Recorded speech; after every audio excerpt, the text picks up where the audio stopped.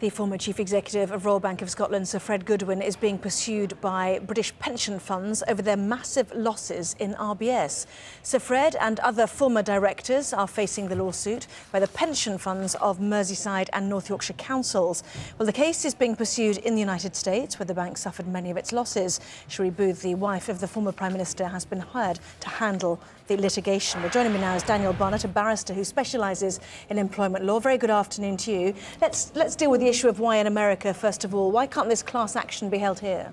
Well, North Yorkshire and Merseyside Council have seized a fabulous opportunity because a few weeks ago a massive American law firm called Cogling Stoyer, which specialises in class actions, sent out a press release saying they're looking for a lead claimant to run the pension fund litigation, the RBS litigation in the States.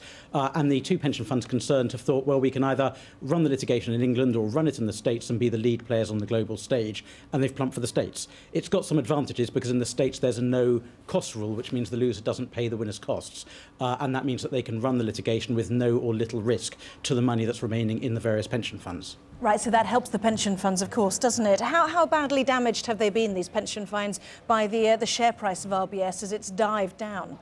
Well, the share price has just collapsed. It's gone from about 250 pence last year down to 23 pence today, which common sense tells you is 90% of the value gone. We don't know at the moment exactly how much of the pension funds were exposed to RBS stocks.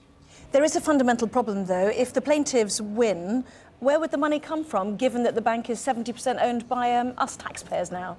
Well, there's a real problem. First of all, they're going after Sir Fred Goodwin and a number of the directors as well. But of course, as soon as those individuals run out of money, they go bankrupt and there's nothing else left there. The money will ultimately come, or at least the first 19.5 billion of it, if the award is that much, from RBS itself, which is 70% owned by the state, as you say. After that, the state jumps in and there's a insurance fund that will then pay out 90% of any damages if RBS is incapable of meeting it.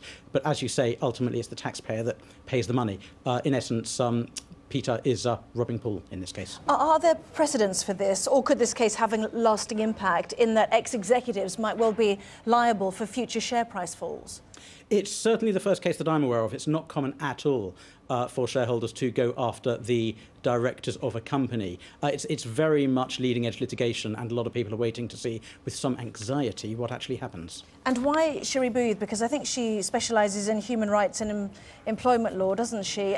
Presumably she's extremely well known in America. Yeah, I think a better question might be why not Cherie Booth. She's a fabulous lawyer. She's one of the best-known names in the world when it comes to litigation, and her name gives an incredible amount of credibility to the litigation.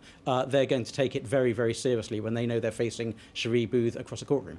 Will this class action grow, do you think? So far we've got, what, North Yorkshire and Merseyside councils, and I think a Dutch Metal Workers Association as well. Are you expecting other people to try and join in? Yes, there's no reason why all the other shareholders shouldn't join in, because when it's no win, no fee, they just have nothing to lose and potentially quite a lot to gain. I suspect we will see over the coming months a lot of shareholders, both big institutions and indeed individuals who've lost a little bit of money, joining in to the class action. And again, that's another reason why Cherie Blair has been involved, because her name generates media interest. We'll see what happens. It could be a very interesting court case. Thanks very much indeed for joining us. Daniel Barnett, a barrister there who specialises in employment law. And worth just pointing out that we have tried to get a statement from RBS who say they are offering no comment at this time.